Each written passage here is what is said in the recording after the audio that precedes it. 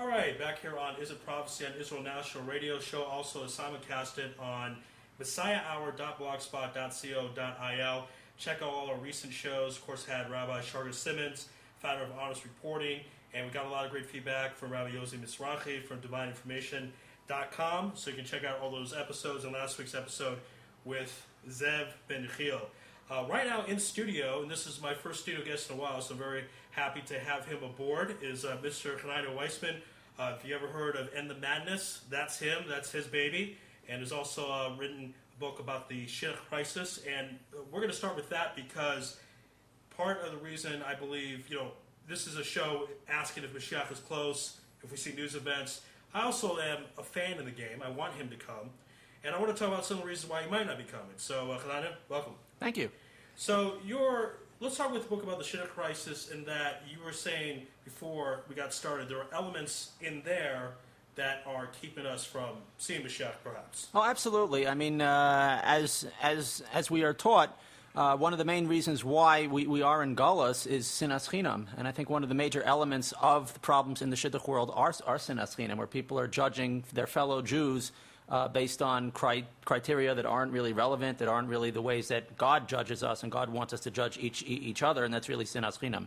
Now, when you say that, perhaps, let's say, if someone's looking in a mate, something maybe too materialistic and not into character traits, maybe. Is it something like that? Well, yes, but also judging how frum people are based on things that really have nothing to do with whether they are really frum. Based like on the external. How big their black hat is. Exactly. Well, how black their black hat is, or what style of head covering they're wearing. All the external shows of frumkeit that aren't really meaningful, that are just really for other people to look at. Because it's interesting. I heard these stories where there was a Shaka told story time where a guy was asking, "Yeah, I want this, this, and this," and never said manners.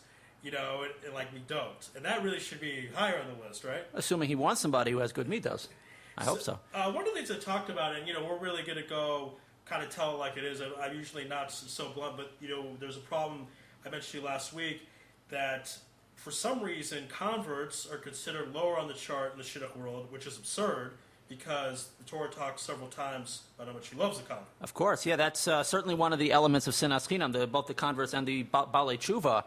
I think that's terrible. I think if anything, they should be treated on a higher level than other Jews because they have demonstrated how meaningful Judaism is to them, and they've sacrificed what might have been an easier life, the comforts and the ease of maybe not being from, maybe not keeping all the mitzvahs, and they've given that up, maybe, cut ties with people who are close to them in order to take on a more serious Jewish lifestyle. And for those people to be looked down upon, I think is really a travesty, because these are Jews who have given the most to be Jews. So let's talk about this question. Why is that? I mean, if the Torah is pretty clear about these things, and people are following the Torah and they want to find other mates, why do these things come up? What's the reason?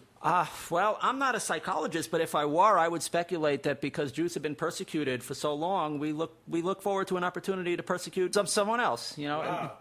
It makes us feel good to be able to be on top of someone else, perhaps. That's pretty deep. Okay, it's the whole bully complex. Possibly. Kid gets bullied, he becomes a bully himself. Well, we have leverage over Gerim and Balei Tshuva, and people like to exercise leverage. It makes them feel better about themselves. Wow. All right. Tell me like it is. So we're not going to mix around today. So tell us a bit about End the Madness, what that's all about, why you started it. Well, End the Madness is basically a grassroots effort to bring true Torah values and sanity back to the Shidduch world. I think we've really strayed very far from both. And I started it now almost 12 years ago because I saw a great need for this, to educate people and to strengthen people who realized that what was going on in the Shidduch world was not the Torah way and was not even rational, but they felt stuck and they felt trapped, and this was the only option that they had if they ever wanted to get married. And I wanted to both educate people who were on the fence or didn't really know about the issues, and to strengthen the people who really knew that there should be a better way but didn't know how to do it or didn't really believe that others felt the same way. And again, people listening might be like, what does that do to Mashiach? Well, part of the things about Mashiach Chaber not coming is you don't have shalom bias, and it's a man and a wife, when they create shalom bias in their house, it creates the whole world, right? Sure, of course. And so with people not getting married, this situation, let's talk about how important it is for one to get married, all the mitzvahs that are involved with that. So obviously the first mitzvah, Puravu. Well, look, it's also not just getting married, because people are getting married, but it's getting happily married, marrying the right person in the right way and building a happy, stable Jewish family together. So it's not merely getting to the chuppah, which is one of the problems, I think, in the Shidduch world, is that this, a strong emphasis on getting married, getting to the chuppah, but people don't tend to think beyond that, about actually how to have a happy marriage. And it's not just about getting people married. Like if you ask a shadchan, are you doing a good job? They'll say, of course, I made right, got all these people married. But what happened after the fact? Right. And of course, I mean, the divorce rate among non-Jewish people is extremely high, and even non-firm people it's high, but even among firm people it's creeping in there, right? Of course. So let's talk about why those marriages aren't so happy and why these divorces that occur. Well, again, I'm not an expert in the marriage field. I happen to be single myself, but I can tell you just from anecdotal evidence and just from speaking to people and reading a lot about the issues, it seems many people are getting married either for the wrong reasons, and then when real life sets in, they realize that it's not the right person, and either they stick it out and they make it work, but they're not really happy and it's very difficult for them, or they don't even know the person very well. They're going out on very scripted shidduch dates, where the lines are basically fed to them, where they know exactly how they have to dress and exactly what questions and answers they're going to give each other and where they're going to go and how many dates they're going to go out on before they actually get married. Everything is scripted, and they're just actors in some kind of a strange play. So after the wedding, they wake up and they're living together, and now real life sets in, and they don't even know this person that they're with. I mean, when the real person comes out, it could be a devastating shock to them that this is not what I really wanted. I'm really happy you're here because this will be very therapeutic for me because I have a funny feeling, I've had my weird shares of experience with shachanim. I don't know if you had it well, but I had a shachan one time and she says, I suggest the girl, you say yes. If the date's not awful, you go out again, like a military thing. And I even got into it, I bought into it, and after a little I'm like, stop talking to me, we're done. But I'm sure there's a lot of people that say, okay, and they go on these dates even though they don't want to. Well, right? There's really a great deal of pressure, both from parents, from friends, from the shadchanim, and so on, to get married. And in principle, of course, getting married is a good thing. It's a mitzvah. It's a goal that every single person should have for themselves. But you shouldn't get married to a person unless you actually want to marry the person. Right. I mean, it sounds obvious, but I wonder, how many people out there are going to the wedding terrified. Am I really making a terrible, terrible mistake right now? Like, they're not looking forward to their wedding. They're really terrified of it. And I'm going to ask you a question about theories, but here's another one. This is all thrown my theory, but perhaps the shachanim are trying to pressure people. It could be, they get money if the people get married, right? That's also an aspect of the problem, is that the shadchan has a vested interest in pushing people towards the chuppah if they're not really sure, and it's very hard for people, even if they mean well, to really be able to have an unbiased approach and separate, giving singles the extra push if they needed to get over that hump, that fear of getting married, which could be perfectly valid, and actually pressuring people to do something that's not right for them. Again, speaking with Chananya Weissman here on Is It Props and Israel National Radio Show, simulcasted on messiahhour.blogspot.co.il. So you started this group about 12 years ago. Tell us about some of the progress you made in that time.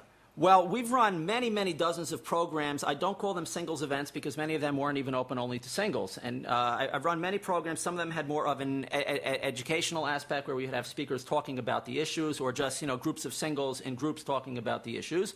We had other events that were more social and gave people a better opportunity to meet. Basically, what I've been trying to do with the End the Madness events is showing people a model of how better events can be run for singles. They don't cost a great deal of money to organize. They're not difficult to organize, and they're much more comfortable and pleasant than your typical singles event or speed dating event or going to the shadchan event, where it's very pressurized, it's very awkward, it's full of fear and tension. It's not comfortable. It doesn't bring out the best sides of these singles. Right. Whereas End the Madness events are generally far more chilled out. And the rule of thumb that I have, and I've said it many, many times, is if singles could look into a crystal ball and see that they would not meet anybody to date or marry at the program, would they still want to go? If the answer to that is yes, then you have a winning program. Then the program is offering them something beyond just the opportunity to get married, but something that they can feel good about actually being there, whether it's an educational / Torah program, a chesed-oriented event, something fun, something interesting,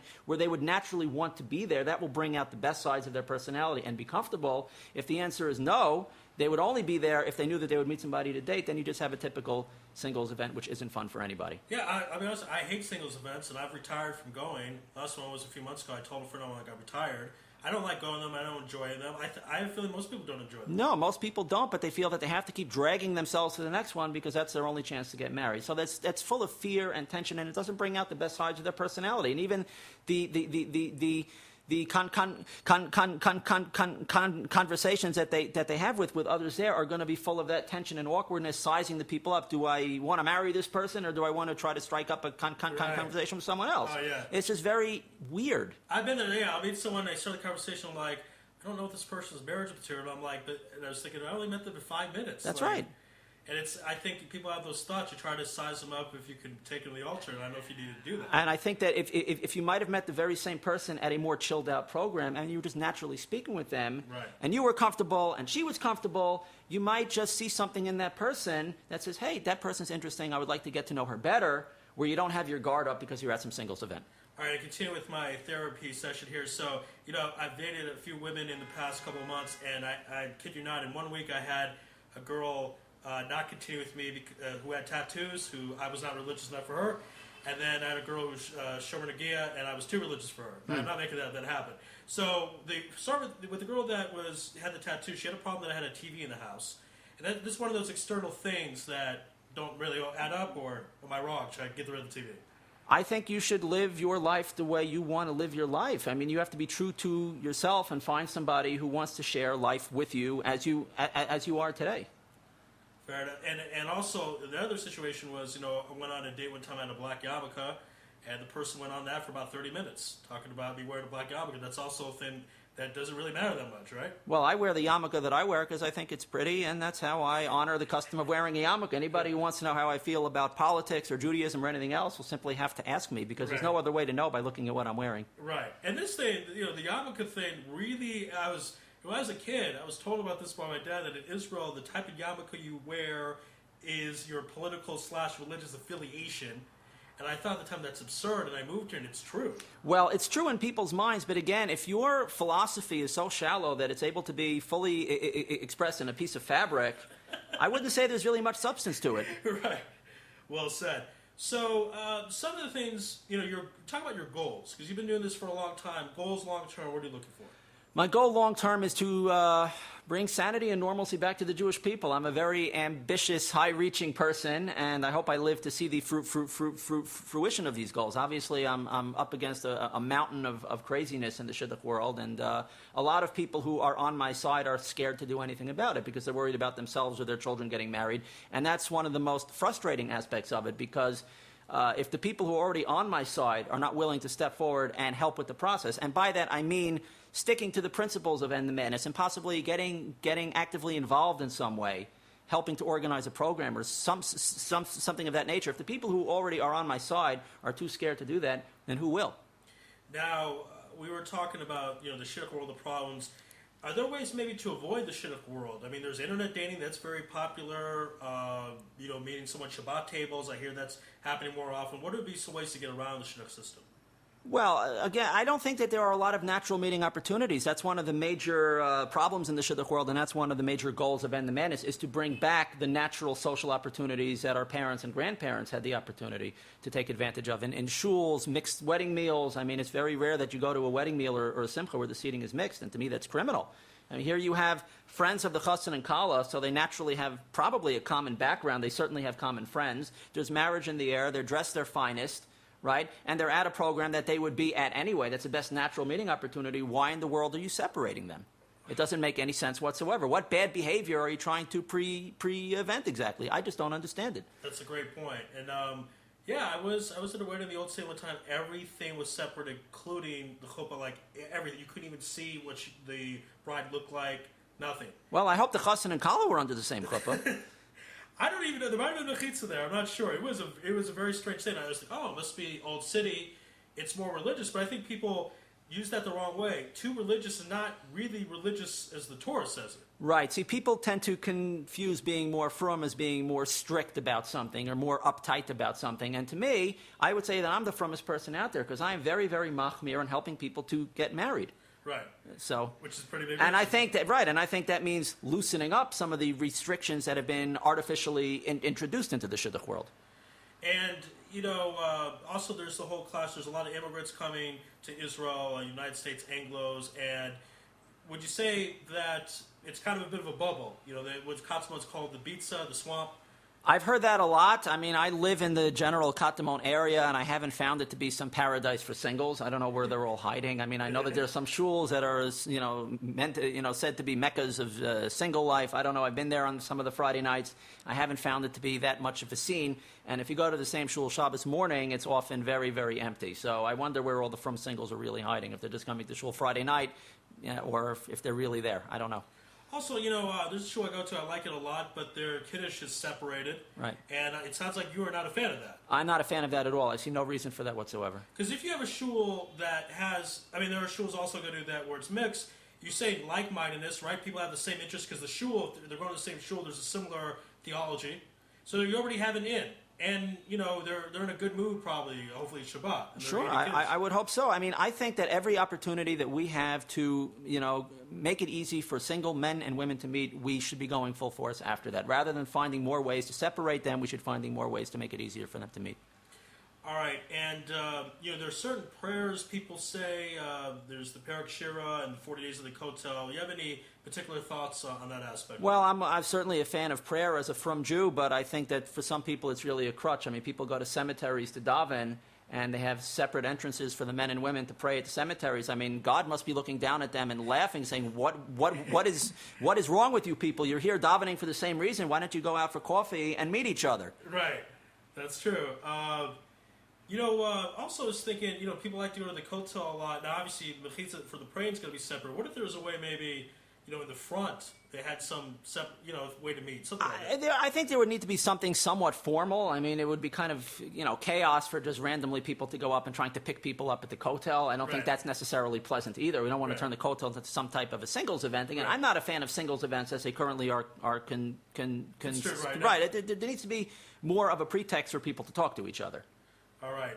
Also, I was thinking, this was brought up to me, in our world you have that the Orthodox world, all the rabbis are men, and if they're talking, maybe you don't have a woman. Like at the end of davening, you have a male rabbi giving the announcements and saying, hey, if you need a meal, come see me. But the woman might not know what to do. Maybe they feel uncomfortable talking to her. Would there be a way there could be more of a leadership role in the women's side? Well, first of all, I haven't heard any rabbis here saying if anybody needs a meal, come to me. I haven't heard that at all in the Katamon area. I wish more people would be more open and upfront about bringing people into their homes as guests.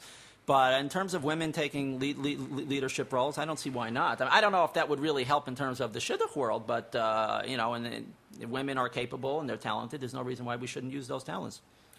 All right, so given a vision, next 5-10 years, things don't change, what will happen? If things do change, what will happen? Well, things have to change. Things are going to change at some point because you're just going to have growing numbers of singles who are aging and not getting married. You're going to have growing numbers of broken families and broken marriages, which is always a tragedy.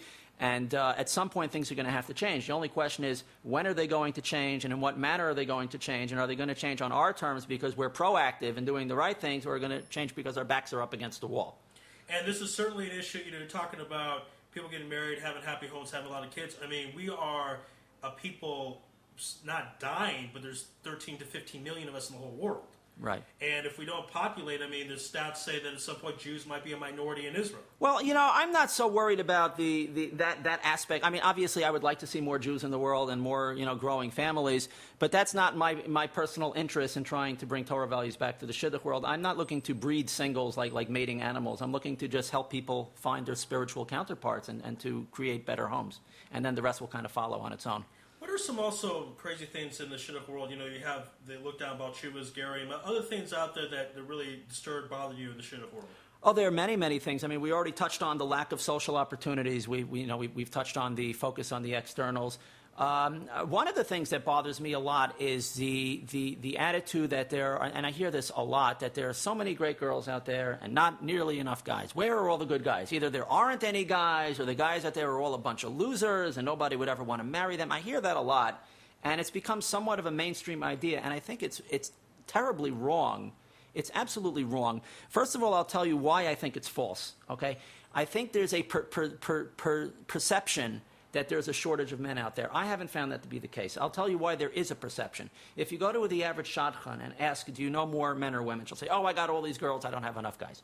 If you go to a typical singles event and look around the room, you'll tend to find there's many more women than men. If you go to a dating website, you'll find there's more women than men signed up. So you add it all together, people say, aha, there must be many more women out there than men. But I don't think it's true. I think men tend to shy away from these things. Women are more willing to go to a shadchan. They're more willing to drag themselves to a singles event, and they're more willing to sign up for a dating website. Men shy away from these things. Men want to get married, but they're not comfortable with these things. So therefore, it lends to a perception that there aren't men out there. I've run many different types of events, as I mentioned earlier.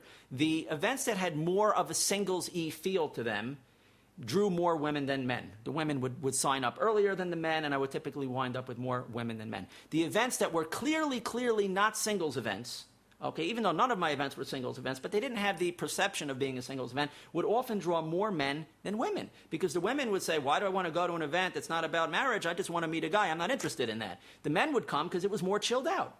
So the men are kind of hiding in the woodwork, waiting for more natural opportunities to meet. I think that God knows how many men and women He put in the world. I trust His management of that. I'm sure that there's people out there for both the men and the women. All right, we're going to take a break. On the other side, we're then going to go to different steps we can take proactive-wise to bring Mashiach. I've heard Chananya lecture many times. He has some really interesting ideas. So stay tuned on the other side. This is It Prophecy on Israel National Radio.